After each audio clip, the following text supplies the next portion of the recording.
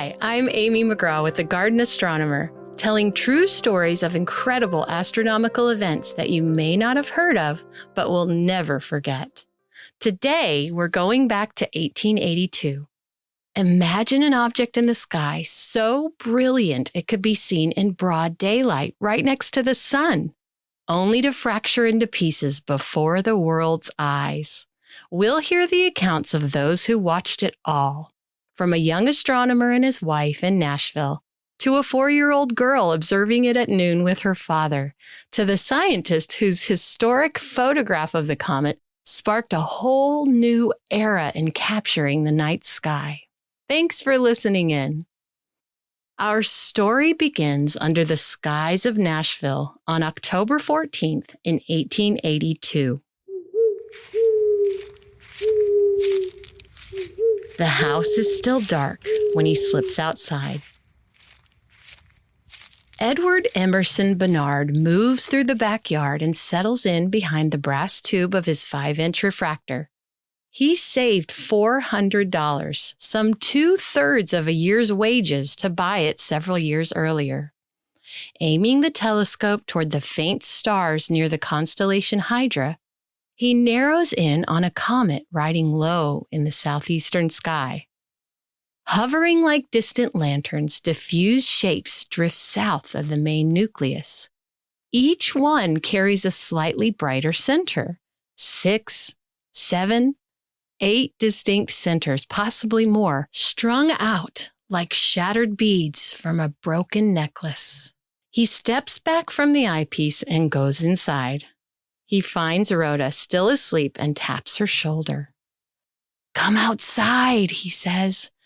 "There's something you need to see." She asks no questions. In less than 2 years of marriage, she knows what the tone means. His voice drops when the sky comes calling, and he doesn't want to answer alone. She rises, wraps herself against the cold, and follows him outside. Rhoda bends to the eyepiece. "Those shapes," she says. "What are they?" "I'm not quite sure yet," Edward replies. At this moment, the comet had been known to some astronomers for more than a month. It burned visibly in broad daylight and crossed the face of the sun. But the world was still catching up with the comet splintering, and here, under a canopy of stars, a young couple watches the evidence drifting above Tennessee. 6 weeks before that night in Nashville, a comet appears against the pale iron pre-dawn sky on September 1st at the Cape of Good Hope in South Africa. The dock workers and fishermen have no reason to look up. No announcement has been made. No astronomer has sent word. Yet, they notice the smear of light in the morning. They're not the only ones. Railroad workers along the South American line see it too. When astronomer Benjamin Gould at the Cordoba Observatory in Argentina begins piecing together the earliest sightings, it is their reports that keep appearing. It had been seen for several days, he writes, by employees of the railroad and other persons whose duties required them to rise before daylight. About 3 miles from the docks, William Finley spends the long night tracking inoculation, the moon swallowing a small star. And now the sky holds a thin, brightening wash of blue. There's nothing left to observe. His notes are made. He turns up his collar and heads home. The air carries the scent of salt, tar, and wet rope. Finley's Royal Observatory site had been chosen deliberately within sight of the harbor, so the time ball could signal the hour to waiting ship. Finley pauses on the path home to let his eyes settle into the distance. And there it is. Low in the northeast, a bright head with a straight tail slicing the sky. He turns back toward the dome. Home will wait. Inside, he swings the 6-inch equatorial scope toward the comet and begins comparisons with nearby stars. William Finley is not alone this morning. Thousands of miles away in New Zealand, a night watchman named James Brown stands on the Queen's Wharf in Wellington Harbor and spots the comet. He wrote of his observation, which was published by the Evening Post the next day. This morning, at about 4:15, I observed a very large and brilliant comet between northeast and east, between Somes Island and the Point. I got the glasses to see it. It has a very large head pointing towards the Earth. As I am the first to notice it, I think I am entitled to have it named after me. It was a bold request, but one destined to end in disappointment. Alongside Brown's enthusiastic report, the Evening Post published a correction. The comet had already been claimed. Days later, the newspaper couldn't resist acknowledging Brown in a poem. James Brown would give his own name to the comet, but found instead he's got another from it. The stranger's still unnamed throughout the town.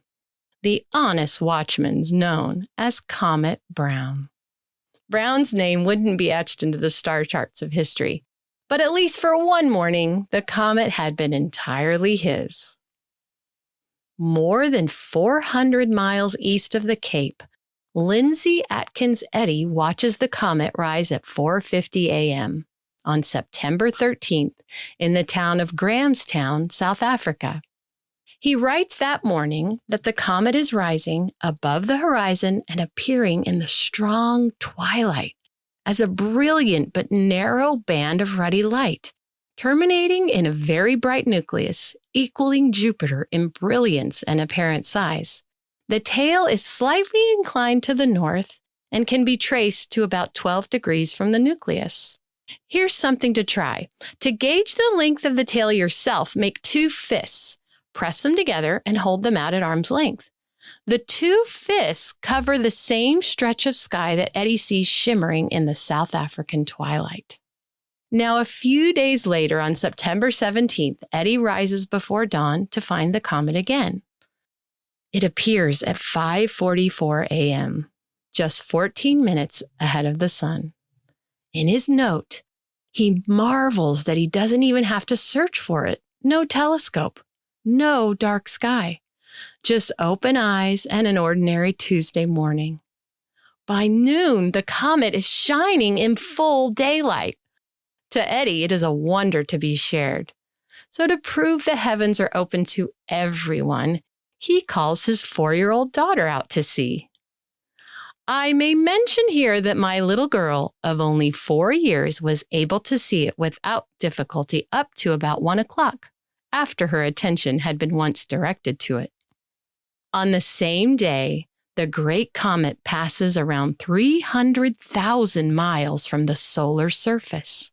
It screams through the innermost reaches of our solar system, roughly the distance from the Earth to the Moon. Back at the Cape, William Finley uses a dark-tinted filter to watch the comet creep toward the sun's edge. He notes how the sun's limb seems to boil as the gap closes. Finally, the glare becomes too much. The comet slips into the brilliance of the solar disk and vanishes. For more than an hour, it transits the face of the sun.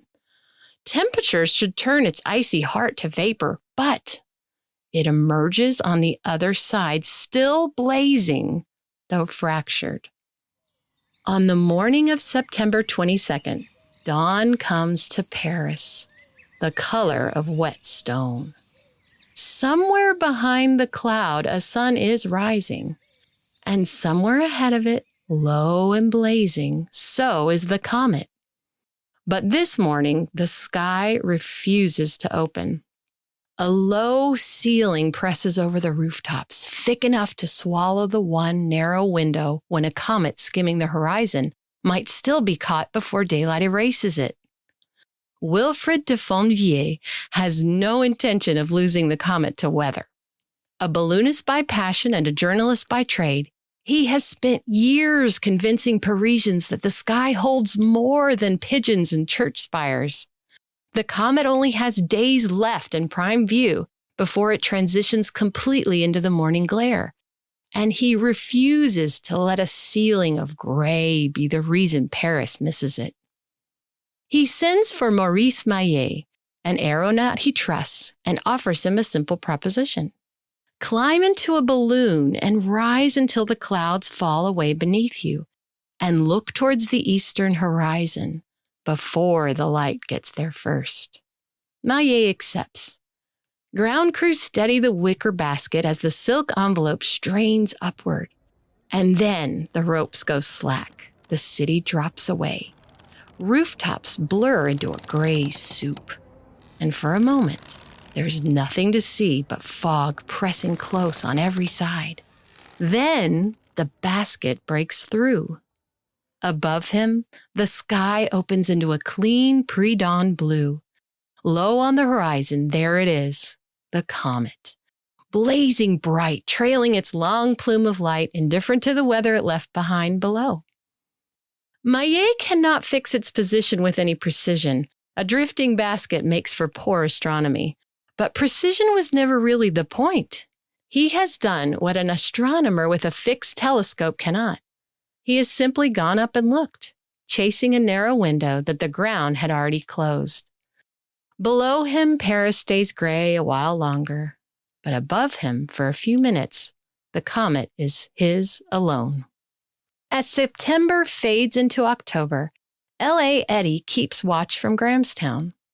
On the morning of October 3rd, he writes, "The comet rose at 3:35 and could then be seen through the dense fog that prevailed, like a great flame proceeding from a bonfire on the hills."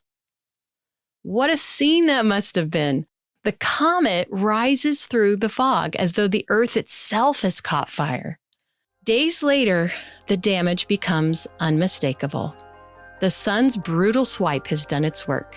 The nucleus is stretching, elongating, beginning to come undone.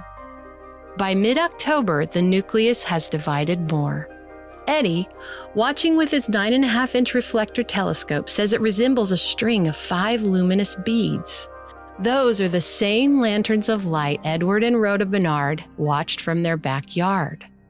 What they are observing is a signature of an ancient catastrophe, a scarred survivor from a shattered dynasty. German astronomer Heinrich Kreutz noticed something striking. 2 earlier comets in 1880 and 1843 followed nearly the same path as the comet of 1882. They had to be related. In 1888, he proved it mathematically. The Great Comet of 1882 was not alone. The parent body likely passed close to the sun in 1106. There, it tore itself apart. That comet became the source of a remarkable line. Ikea Seki in 1965, Lovejoy in 2011, and countless smaller sun grazers that flare and fade like sparks from the same ancient forge. On November 7th, David Gill, the director of the Royal Observatory at the Cape of Good Hope, turns his camera to the sky.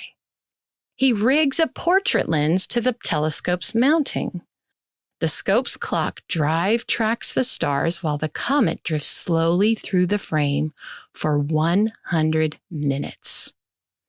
When the photographic plate comes out, the comet is there with its curved tail rendered in gradations of gray.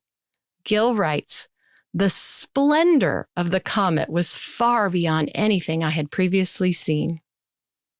But the stars also catch his attention. Hundreds of them scattered across the plate down to the 10th magnitude. And with that, he stumbles into the future of astronomy and astrophotography that so many enjoy today. Gill's plates persuaded astronomers in Paris to organize the first International Astronomical Congress. The Carte du Ciel project was born. That literally means the map of the sky. And for the next 80 years, observatories around the world would make star plates and gain a greater understanding of the universe. By November, the comet has already begun to turn. Descending from the heights of its dramatic arrival, its tail still stretches across the pre-dawn sky well into February. But night by night, it sinks lower in the west after sunset, slipping farther down with each passing week until it finally disappears from view. On June 3rd, 1883, 9 months after the Great Comet's first sighting, astronomer J.M. Tomey at Cordoba sweeps his telescope across the place where it had been. He finds only the barest traits. He calls it an excessively faint whiteness, and then it is gone forever. Edward and Rhoda wouldn't stay in Nashville long. They left their home in Nashville to work at the great observatories like Lick and Yerkes, and Rhoda went with them, as she always had. But that little home in Nashville held a magic of its own. When they were first married, they could barely afford a roof over their heads, but a wealthy patron at the time was offering $200 bounty for the discovery of any new comet. Every time the mortgage was due, Edward would head out onto the backyard with his telescope, joking that he needed to look up to save their home. He successfully claimed the prize money multiple times, completely paying off the property. The neighborhood affectionately named it the Comet House, a home literally built from starlight. In the decades that followed, Edward discovered the fifth moon of Jupiter, cataloged the dark nebulae of the Milky Way, and identified the star with the fastest known proper motion in the sky. It still carries his name as Barnard's star. I think of Edward tapping on Rhoda's shoulder, of dock workers and railroad men glancing up before the dawn, and of L.A. Eddie calling his 4-year-old daughter outside to share a comet blazing in full daylight. As observers, we are like beggars on a beach of gold. The shore is our sky, and we reach for stars, faint smudges, and fleeting streaks of light. Kings and shepherds, astronomers and children, we all have a place on the heavenly coast. The night sky offers gifts too large to hold alone. So we lift our eyes from the eyepiece, we step back, and we go find someone. Come outside, we say. There's something you need to see. Thanks for listening to this episode. If you want to spend more nights under the stars uncovering the forgotten human stories in astronomy, please take a moment to hit that subscribe button wherever you get your podcasts. I'm your host, Amy McGraw with The Garden Astronomer. Until next time, keep your feet on the grass, your mind in the stars, and don't forget to look up.